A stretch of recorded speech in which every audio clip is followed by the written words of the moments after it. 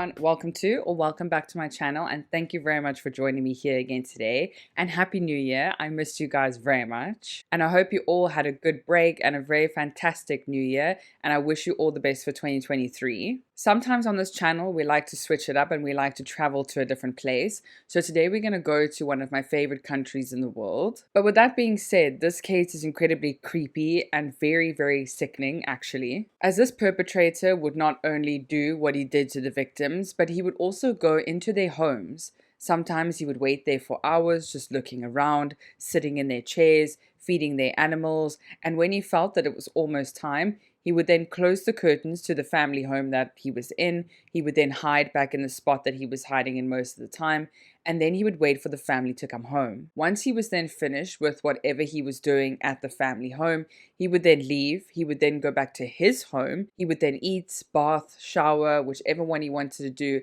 and then he would head back to the victim's home, and he would just sit there, maybe stay for a couple of days, and he would just do whatever he wanted to. But for this case, the mind or the mental state of the perpetrator is very fascinating, but we'll get into that later in the case. But before I spill too much, let's get into today's case. Intended for mature audiences only. Peter Thomas Anthony Manuel was born in New York on March the 15th, 1926, to Scottish parents. When Peter was around 5 or 6 years old, in 1932, the family then returned to Scotland and set up a home in Motherwell, which was just southeast of Glasgow. By the age of 10, Peter was already getting into trouble and was considered a juvenile delinquent according to the Times, and served his first term in custody at the age of 15 years old for sexual assault. Now, there was no real explanation of what happened to Peter as a young age and why he turned to be such a deviant at such a young age, but there were reports that he was very bright, he was very well liked at school, and he was loved by his parents, but he just had this very naughty side to him, clearly. But in 1946, Peter attacked and raped a woman, for which he served 9 years in Scotland's Peterhead prison. And this attack apparently happened because Peter broke into her house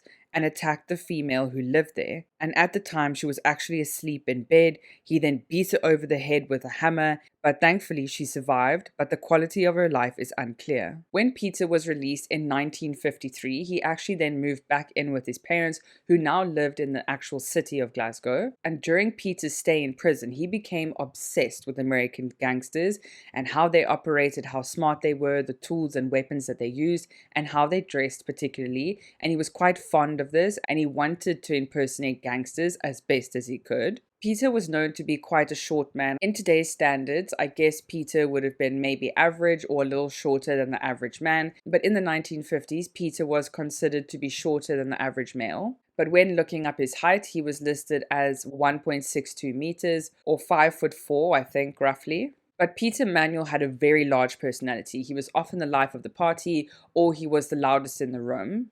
Peter at the time also had a girlfriend turned fiancée named Anna O'Hara, and they were actually due to get married on the 30th of July 1955. But unfortunately, Anna then called off their entire engagement and their marriage because she found out about Peter's past and his sexual past. So she broke it off because she didn't want to marry someone with that type of criminal record. And I guess to a certain extent, really, Peter was pissed. He was very heartbroken and he was absolutely distraught that his fiancée, who was supposed to get married in a couple of months, broke it off. But however, he chose to leave out this part of his past to his fiancée. And sadly, the repercussions for Peter being devastated and hurt were taken out on another young lady. Sadly, Peter took his frustrations out on 29-year-old Mary McCullen, and Peter abducted her. Peter then pulled her into his car and he then drove away with her, and he threatened to kill her via decapitation. Luckily, she was able to pull open the car door and able to escape him. He did not turn around and he just drove off,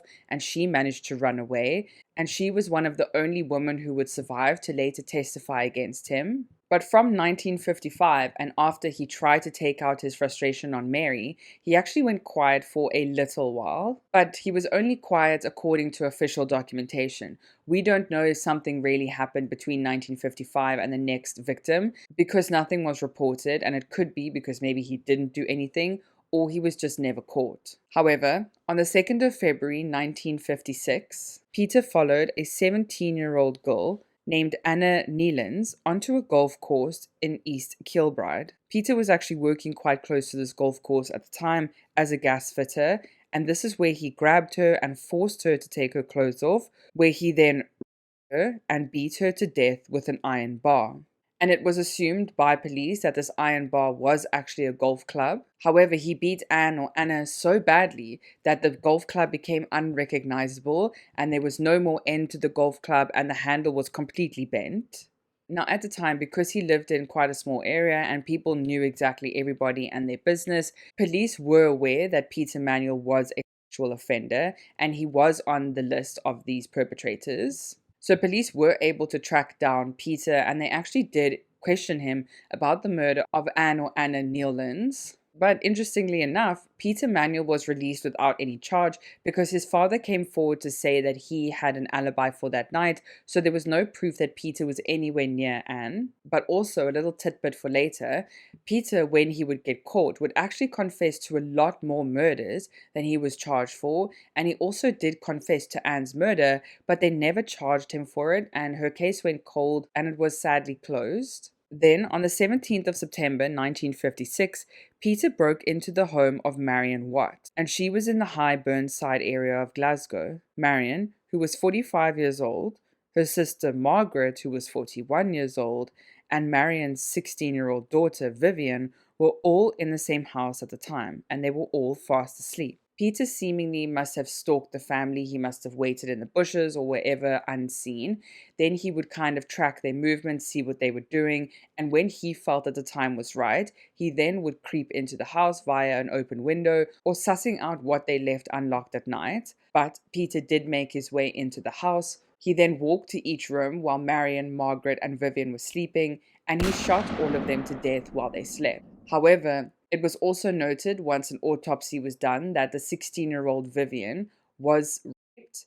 However, it is unclear whether she was murdered before she would pass away or before she was shot to death or after. And even more disturbingly, Peter was actually on bail at the time for a burglary charge and a series of burglary charges with quite a hefty prison sentence. And he actually had to be present in court in a couple of days to hear the verdict. When police were noted that Marion wasn't coming to work, they actually did a house call and noticed that the family had been murdered. And Marion's husband, William, was actually arrested at the time, and he spent quite a few months to years in prison. It is unclear which one, but he was arrested. He did spend time in jail until police eventually couldn't prove that he actually did it, and they figured out that he had an alibi and they checked it, and he was eventually released. But how terrible that you come home, you notice that your wife and child and sister-in-law has all been murdered, and then you are charged with their murder when you had absolutely nothing to do with it, and you were away on a fishing trip at the time. But back to Peter Manuel, he was actually found guilty of his burglary charges, and Peter was charged and then served an 18-month prison sentence for burglary and was released in November of 1957. And Peter didn't even wait a month to murder his next victim. Peter's next victim was taxi driver 36-year-old Sydney Dunn, and he was murdered on the 8th of December, where Peter was actually looking for work. Sydney was shot in the head and then had his throat slit inside of his taxi. By the time Sydney's body was actually discovered, Peter had made his escape and returned to Lanarkshire. Then we continue with the murder victims. 17-year-old Isabel Cook was abducted on the 28th of December 1957, where she was heading out to meet her boyfriend at the time at a nearby bus stop, and here they were going to head to a dance at one of their high school dances. And Isabel attended Uddingston Grammar School. When Isabel was abducted by Peter, she was then dragged into a nearby field or bushy area where she was then raped. And sadly, she was then strangled to death as well. Her body was then buried in the field that she was murdered in, and she would actually only be found when Peter was later caught and confessed and pointed out where her body was. But it gets worse. In the early hours of January the 1st, 1958, Peter broke into the home of the Smart family. Here, he shot Peter and Doris Smart, who were husband and wife, and who were fast asleep in their bed. And Peter didn't stop there. He then walked into a few rooms down the corridor, where he then heard a little bit of scuffling inside the room, where he then entered the room and shot to death 10-year-old Michael Smart. But interestingly enough, Peter didn't leave the house. He stayed in the house with the three dead bodies, where he then continued to feed their cat for over a week, where he stayed, he ate their food, he drove Peter Smart's car. He was basically living in their home with bodies in the house. Peter Smart was 45 years old at the time, and at this time, there weren't really ATMs at the time, so people would actually have to go to the bank and withdraw notes from a teller, and the teller would then make notes of the serial numbers that were leaving the bank. And Peter Smart actually withdrew seven £5 notes just before he was murdered, as he was going to use this because the family was actually heading out on holiday. But if things couldn't get any more ironic, like I said, Peter Manuel, the murderer, was driving around in Peter Smart's car. And while he was driving around one day, he saw a hitchhiker standing on the side of the road, and the hitchhiker was a cop. So Peter stops, he lets the cop inside the car, and the two start talking. The cop then tells him that he's actually investigating Isabel Cook's murder, and they only assumed that she had been murdered because she hadn't come home. And Peter was listening to this and listening to what the cop had to say, and before dropping the cop off, he told the cop, "You have the wrong guy and you have no idea what you're doing." I don't know why the cop didn't look at Peter and be like, "Actually, I think you need to come in for questioning," but maybe he just thought that this was some real true crime junkie maybe, and that he thought that the cop was maybe doing something really bad and the cop was maybe offended. We don't know. But he was never arrested at that point for Isabel Cook's murder. But the police were working, and they did suspect eventually that Peter Manuel must have been somehow involved in some of these murders, because a lot of the murders were sexually motivated, and he was amongst only the handful of perpetrators who lived near Glasgow at the time. And police were currently investigating Vivian's murder, and also the murder of Vivian and her mother Marion and her sister Margaret was a home invasion first, and also was with the Smarts family. So eventually police would link these two, and that's how Peter came to be a suspect in both, because it was kind of the same motive and MO. However, the Smarts family was not based on a sexual crime, but it was burglary, and Peter had been involved not only in burglary, sexual. His list continued, and he was very well known to police. But what the smoking gun was in Peter's downfall was that when they eventually found out that Peter Smart and his family had been murdered, they were searching through the home, and they eventually tried to trace what Peter Smart did before he was murdered, and they found out that he went to the bank. And when they went to the bank, they asked the teller for the day's records of the banknotes. And how Peter Manuel downfall came was that he went to a series of pubs around Glasgow and around the surrounding areas where they took these banknotes. So they also tried to follow Peter, who had been a suspect for the entirety of this case, but they still didn't have proof that Peter was actually the one who did it.